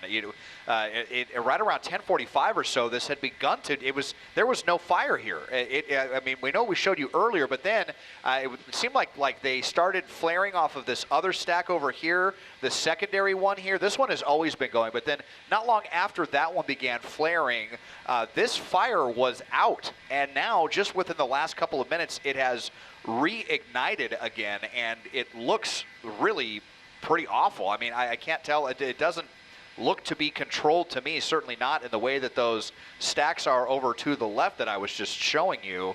So we've been watching this hook and ladder, which as I zoom in and I'm going to double in, I'm not even sure that there's a firefighter up here. This might be like, it looks like it might be remote, you know, to keep firefighters away as far as possible. But they're spraying this from what I believe is about 150 feet away. I tried measuring it here. Here, we'll kind of try it again and see what it says. Yeah, a little more than 150 feet. You see that high pressure line that's just been trying to kind of cool all of this down. and it seemed like it was having a really big effect. And now all of a sudden we're seeing this really, really intense fireball again. And as I widen out, you just look at all of that pollution that is coming out now onto the LA basin here, out of the South Bay, this ominous black plume right in here, all of those hydrocarbons and who knows what else. It's very, very bad news, obviously, for air quality. So, you know, not entirely sure what is happening here. What certainly seemed like it was under control just a few moments ago, kind of hard to say that now, Pat and Ruta Bay. You wonder, you don't think that that's happening on purpose? I know I heard earlier reports about them having their own fire department. They train regularly. And I thought I heard that they were going to just sort of let this burn off. So it makes me wonder, is this something that they expected to happen? Yeah, it's certainly possible. I thought, you know, I kind of thought that's what was happening over here with these right here, these big burn-offs that were going off, but it just looked so sudden and and intense looking that it's kind of hard to say. And we know that this was in the area where that explosion was that began all of this, and where they've been focusing all of their attention. So, you know, it's kind of hard to say. It may be possible. It is definitely true with a lot of these refinery fires that they do just kind of have to burn themselves out. And obviously there is nothing but a ton of fuel in this facility. That's obviously what all of this is. So this could be burning for a very long time. It might die down again. Maybe it's something that's going to erupt and then die down and erupt again throughout the night. But incredibly intense looking pictures, that is for sure. I know that there was, you know, talk about, people were asking about traffic implications and whatnot. As we kind of widen out, I'll just show you right down in here. This is Sepulveda and Rosecrans, a very major intersection, which is partially shut down right now. It looks like by El Segundo PD to give plenty of room for the all the personnel to come and go from the scene. But we'll just kind of have to see how this progresses. But this is a very intense looking fireball that just reignited a couple of moments ago. Absolutely. Let's get a look now from the ground. Hunter Sowards is live in El Segundo for us. Hunter, are you there? Hi there. Yeah, Ruta Bay. We're across from East El Segundo Boulevard. And as you were hearing, I mean, we can see the smoke behind us. It almost appears that something may have flared back up or reignited. I actually just spoke to some people who just walked by that said that they could see this from miles and miles away. The photo they showed me was from 10 to 15 miles away, but you could just see that fireball in the sky. So again, want to show you what we're seeing over our shoulder here as those people are walking by taking videos. Of course, people are being asked to avoid this area because right now this is a really unpredictable situation. I spoke to another young man who was across the street from this explosion when it happened. He said he was working out at the gym less than half a mile away. He told me that it felt like the room just shook, but I want to hear him describe it in his own words. Take a listen to what he said when this all unfolded. I was at the gym, I was working out, and then suddenly I was told I had to evacuate all of a sudden. And apparently the people at the gym felt a blast, and I was just, you know, I don't know, I was like, I couldn't believe what I was seeing. And I was like, holy crap, this is, you know, I mean, they do like these kind of like controlled flames, like fire a lot of times. But this time it was like clearly like actually like a lot taller, like hundreds of feet tall. And the gas was like, I couldn't smell anything. So I just started like, it just started getting really hard to breathe all of a sudden. All right, we want to show you that video. This is what he took on his cell phone the minutes he walked out of that gym. You can see just how intense those flames are. He told me he could even at one point feel the heat of those flames. That is how close he was. He said, of course, he was fearing for his life. He got out of there as quickly as he could. But as you were watching him talk to us there from his apartment, you could still see that flare up behind him in the background. And then obviously him taking those videos, giving us just a clearer perspective of just how intense intense those flames are. Back out here live, we want to show you again that flare up that appears to be happening as people are pulling over on the side of the road here at East El Segundo Boulevard and trying to get a look of it themselves. Officials and first responders are, of course, telling people to avoid doing that if you can. Obviously, we're out here just trying to give you that information that we feel is so critical. But if you can avoid the area and you don't have to be here, this pulling over on the side of the road and getting out of your car and trying to take these videos, we've also been seeing those first responders and firefighters driving by. So that's just another factor here, Pat and Rudabeh, to think about as we start to see this kind of unfold in another way. Obviously, that explosion happening earlier tonight, but this is still a very active scene. So always a good reminder here to stay out of those first responders' way. Very good advice there. Very good advice, and thank you so much for that descriptive reporting there, Hunter. And now we want to bring in Ed Wolfman. He's a Manhattan Beach resident. Ed, can you tell us about what you heard and what you saw?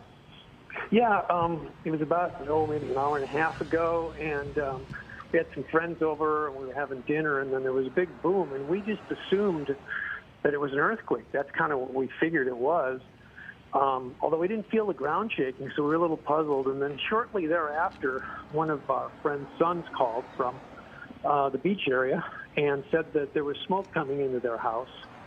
She heard originally what she thought was that he was saying that the house was on fire. But then he clarified it, said there's smoke coming in from the Chevron fire.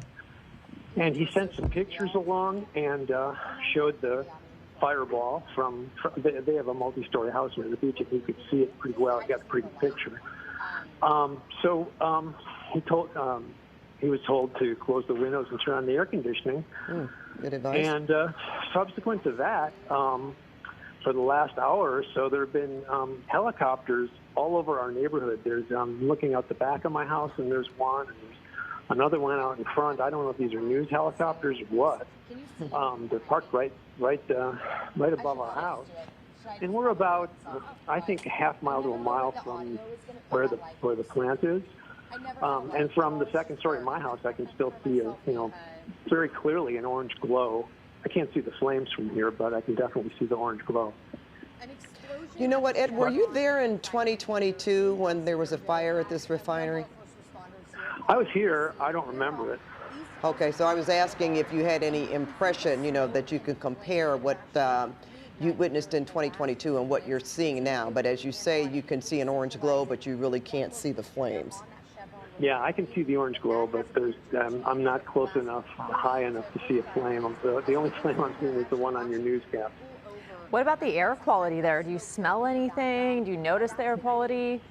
No, not yet. Although I guess from what I've learned from your broadcast, that we might have to be concerned about it tomorrow. I've got a tennis match scheduled for tomorrow with a bunch of my buddies who I know are listening. And I guess we'll have to see if we're going to get out and play or whether the air quality is going to be too bad. Well, you have to be careful with that. Ed, have you heard from any of, any law enforcement or fire department personnel that have sent notices or alerts to residents? Yeah, I've gotten 2 text messages from emergency management indicating that there is a fire at the plant, the Chevron plant, but that there's no public danger. Okay, so they're not telling you to leave or anything like that? No. They're just alerting us to the fact that there is an incident there, and they've said twice, no public danger. Well, that's a relief to hear. Yeah, so you're not really concerned then, Ed. You sound pretty calm. That's good. Well, lots of it because you're giving us good information. We heard Supervisor Mitchell on your broadcast, on your 10 o'clock broadcast, and she was saying that seemed like everything was getting under control and there's nothing to worry about for the moment. So that's kind of what we're thinking. But you did say to stay vigilant, so we're going to do that. Well, wow. Thank you so much, Ed, for watching our broadcast and talking with us this evening. We really appreciate it. It's my pleasure. Thank you. Mm-hmm. All right, let's go to Lauren Posen again. She is live on the ground there in El Segundo. And Lauren, you seeing this flare-up that we're seeing from the air? Yes, we are. It's still the flare-up that we showed you earlier too. To me, it's going down a little bit. It's not the smoke isn't as dark as when we first saw it. But it's still quite a sight, and people are pulled over to the side here to look at this. I have we'll show over here just real quickly. I want to focus on that, but also show you what it's like out here. We're right across the street from the Plaza El Segundo. You can see these people here. They're on top of their car here. They got their phones out, probably live streaming. And then, of course, the people in front of us. And I'm going to bring in over here Alexa. She works at one of the restaurants, and she was working closing just as this was happening about 9:35. Alexis, tell us again, you were closing out, you walked outside. What did you see exactly? So we were closing, and then my coworker, he's like, look outside, it's like all orange. And then like we just see like this big explosion, like, and then we see all the fire just rising up, and it was just like a crazy sight to see, honestly. It was bad. And you know, one thing I noticed right now is I don't smell anything. You know, when you cover fires, you usually smell something in the air. It's hard to breathe. Not smelling that right now, but you said it was a different story earlier. Yeah. When we were like on the way over here, like you could just smell, like it just smelled burned. But it's like interesting that it doesn't smell here. But yeah, just like on the way over here, just like all smelled burned. Yeah. And I know you've been watching this with us as well here. Tell me, when you see the flare-ups happen, what's going through your mind here, being so close to where Alexa was working and to where your family is? I mean, at first I'm like, oh, I thought it was a different location, so I got a little more worried because it was more closer to us. But then seeing it, it's still worrying to see it still go on, still the flames burning and all that, and it just looks like it's getting worse.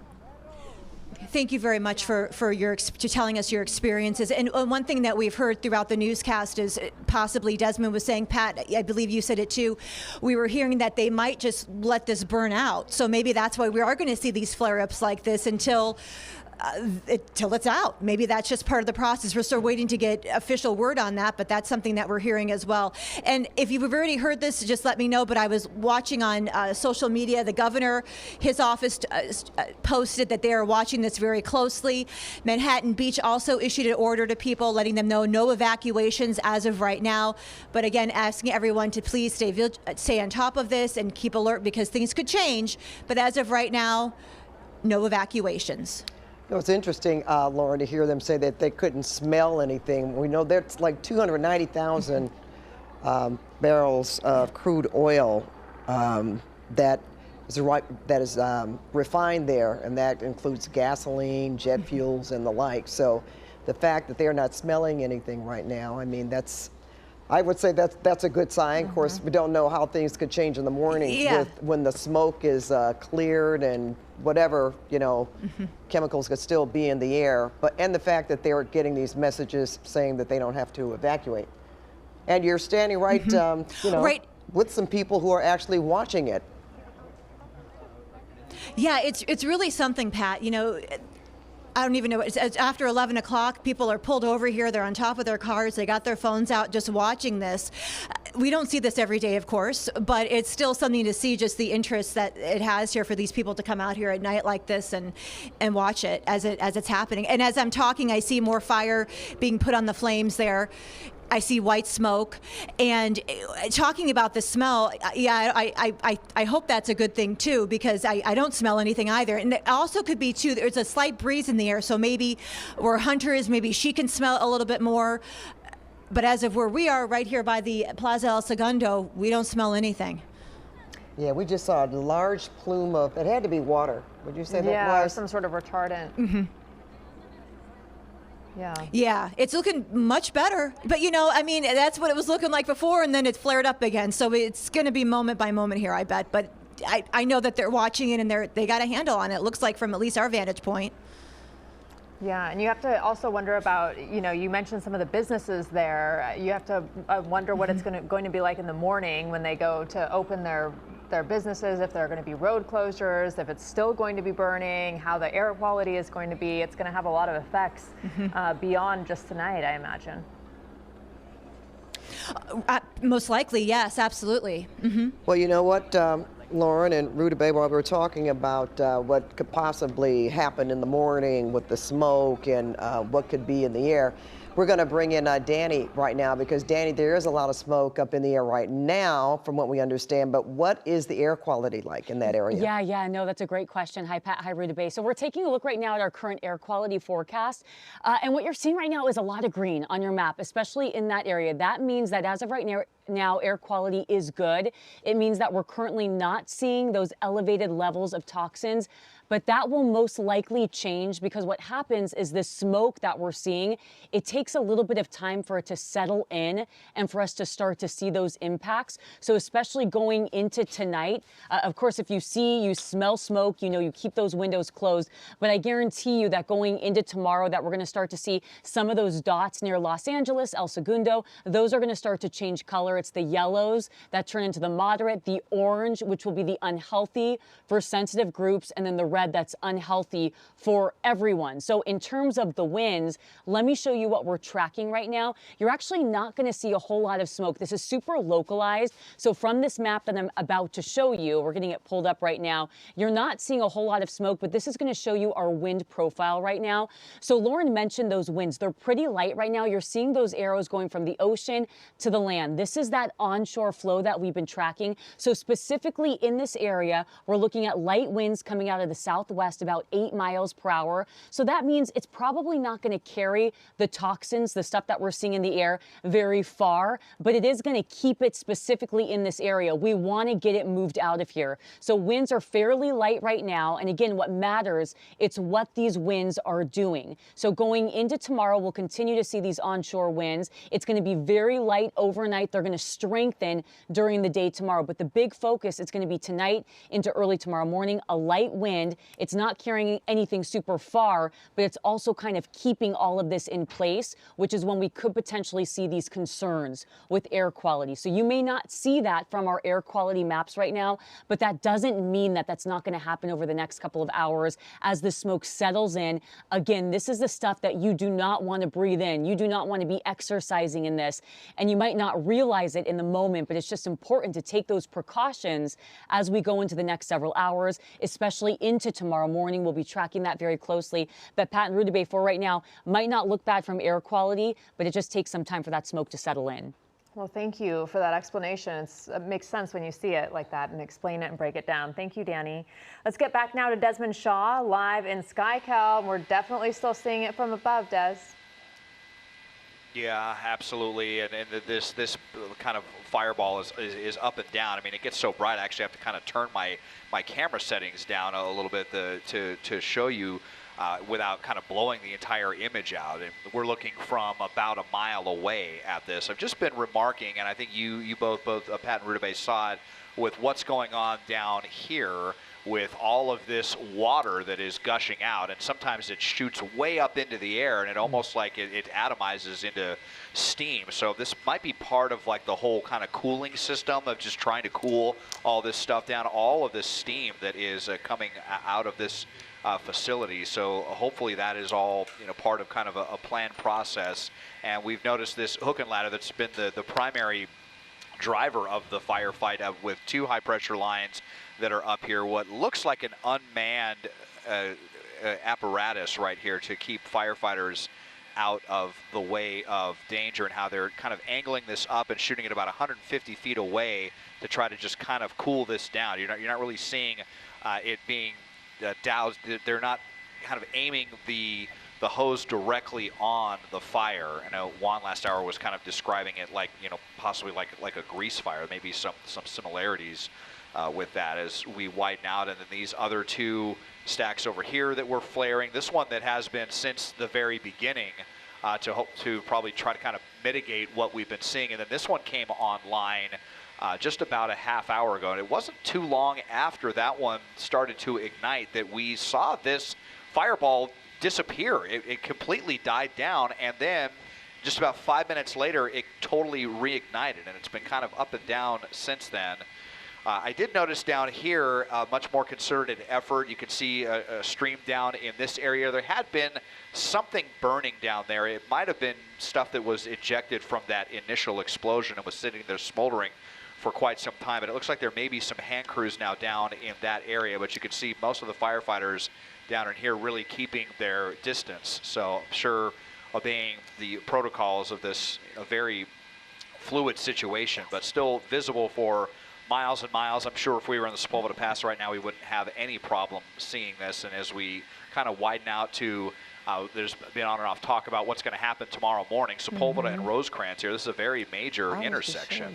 And I mean, it's not going to be a very big traffic implication at the moment, but it could definitely be a the case in the morning. If this persists, if this firefight goes on into the early hours of the morning, and people start getting up at 5 a.m., we'll just have to see if there's going to be any implications as far as that goes. But you also heard the mayor of El Segundo saying everyone accounted for. It's not clear if anyone was injured in this yet, but everyone accounted for. So that certainly sounds like good news. But this section of the fire that's been so concerning, it is still going pretty strong. All right. Well, Desmond, we're going to be talking with a former employee at that Chevron plant, but we do have some information to give you right now. A shelter-in-place order has been issued until 2 a.m., and this includes the area between Rosecrans and 35th and Crest Drive to the coast in Manhattan Beach. So they're asking that everyone go inside immediately, bring your pets indoors, and stay there until at least 2 a.m. There could possibly be another update, so we hope you keep it here for further information. But that's the area between Rosecrans and 35th and Crest Drive to the coast in Manhattan Beach. And now we do have a former Chevron refinery employee on the phone with us right now, Randy Albers. Randy, are you there? Yes, I am. Okay, well, Randy, can you tell us, maybe walk us through what we are witnessing this evening? Is this something that you would say is pretty unusual or not? Well, we usually don't have fires open up in the refinery, and it's been quite a few years since there's been a large fire. This is the Isomax plant, just off of Rosecrans. It processes gas oils, and what the process cracks and it makes gasoline and other products. The thing is that has to be in a hydrogen atmosphere to do it. So they're pumping hydrogen through the plant along with the oils to process this. So if you have something escape, you do not want to completely knock the fire down, because then you have gas coming out unlit, waiting to get ignited. Oh, that's such so a... It looks like they're letting this burn off. You see all the streams of water coming off the rainbirds and stuff. That's to cool other equipment. That's such a good point to explain. I'm sorry, I didn't mean to cut you off there. Can you help us understand why we keep seeing this area in particular? It keeps flaring up like it's another fireball. It looks like it's under control, and then it flares up again. Yeah, there's a chance that there are depressuring parts of the plant, and it's going through this area. So they'd backed off. Yeah, I saw it was down really low, and the one problem with that is you don't want to have a rush of hydrogen or explosive gas when it's not lit. Mm-hmm. When it's lit, it'll burn off. If not, you end up with a ball of explosive gas in the whole area. But by leaving this going, it's controlling the burn. I know it'd be nice if we could get it completely out. They have to evacuate all these lines, and we're talking a plant that has 60,000 barrels of oil going through it a day. Well, we're so glad to have, continue, Randy. Yeah. Also, the you see elevated flares back to the left, and those elevated flares are safety devices, which all the plants are rooted to those. So if they overpressure or if you have to relieve to them, it goes up there, it gets burnt. It has flames that go all the time. It burns up there away from everything, and they add enough steam so it atomizes and isn't as toxic. It's burning all of it. Randy, you seem so knowledgeable. Does every employee that work at this plant, are you trained for something like this? I know you have your own fire department. We have our own fire department, and in operations, which are the people who run the plants, which I was an operator, but I was also a maintenance foreman. You go to fire school every year, and you go out to Valdez, and you go to the fire traps basically. Also, in the refinery, there's a fire. What would you call that? It has several columns and stuff that they can light off and simulate a fire, and then you learn how to put it out. So how long do you think, just based on the knowledge you have of the plant and the amount of fuel there, how long would you think that this would last? I'm not exactly sure, because this part of the Isomax has recently been down for an overhaul. So I think what's happening is this actually is happening as they're coming up. So something opened up. But is that bad, Randy, when you said something opened up? Is that something unexpected? You have to realize the refinery is put together with pipes, and pipes have a flange on the end, and they bolt together. And if for some reason you get a hot surface or something gets hot, it can open up, and then it leaks. But they're all pressure tested and everything else after they've been worked on. It shouldn't be a problem. But the one thing is, where that fire is right now is on the top transfer of a furnace. So there's tubes running inside the furnace that get heated up, and then up on top, they come out and they get routed different ways. Well, Randy, you certainly have given us a lot of information there, a lot to think about, and I would say a lot of hopeful information. So we want to thank you once again for joining us tonight. But one thing I can say, the system, although it looks bad, it's safe. It's being handled properly. They're maintaining it. They're keeping it isolated. The flares are doing what they're supposed to. They're letting it depressure all the plant, because you have to get all the pressure off the plant before it stops burning. Well, that leaves a lot of us and our viewers hopeful. So thank you again, Randy, for joining us. Have a good night, sir. Oh, thank you. You guys have a good time. Bye. Okay, let's go to Hunter now. She is there on the ground. And what are you seeing where you are, Hunter? Yeah, Bruta Bay, Pat, I mean, we've just been kind of watching those 3 incidents, as we pointed out behind me, just some smoke and then some flares that we've been watching burn off. But obviously and hopefully the worst is over. But I want to bring in some people that were actually 6 miles away in Gardena, Evan and Daisy Zarati. I mean, y'all watched this from pretty far away, but describe to me what you saw and what was going through your mind in the moments you stepped out of the restaurant or wherever you were.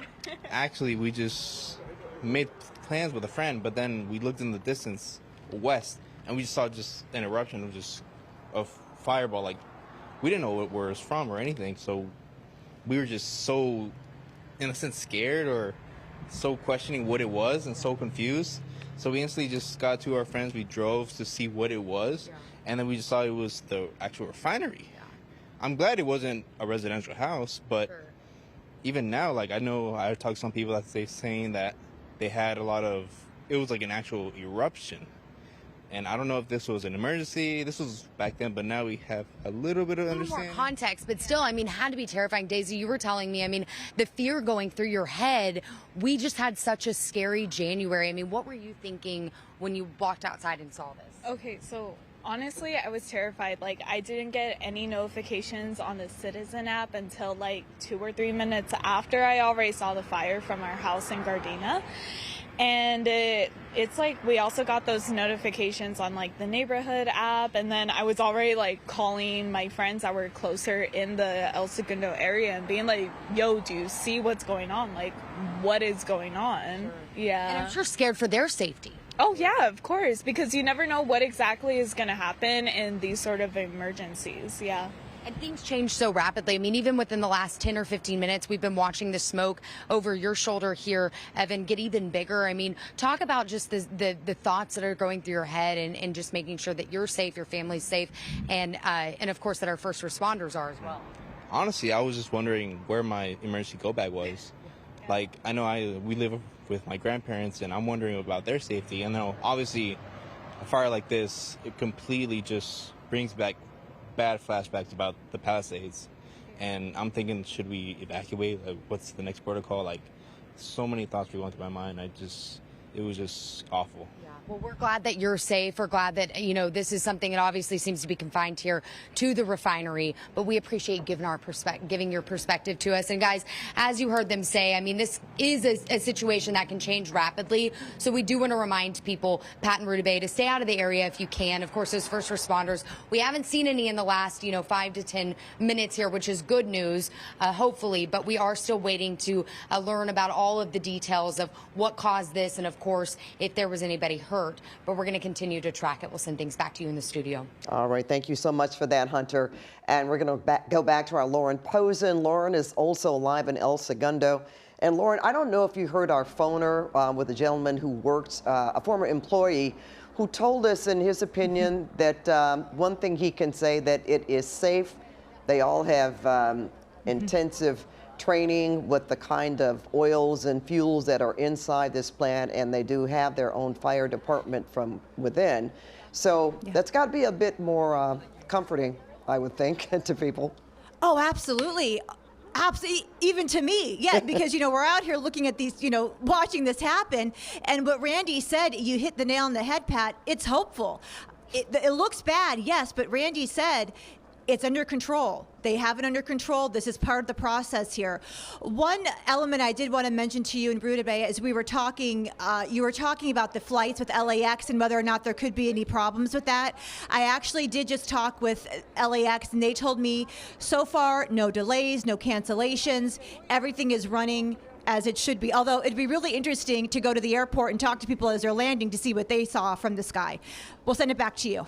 Yeah, that's a good point. They're getting quite a view from there. Lauren, thank you. And let's actually go back up in the sky and to Sky Cow with Desmond. And Des, what are you seeing now?